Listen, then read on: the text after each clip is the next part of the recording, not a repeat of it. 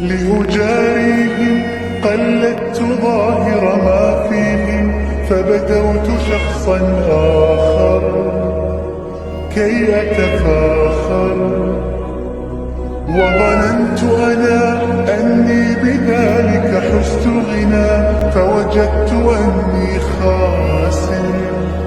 فتلك مظاهر لا نحتاج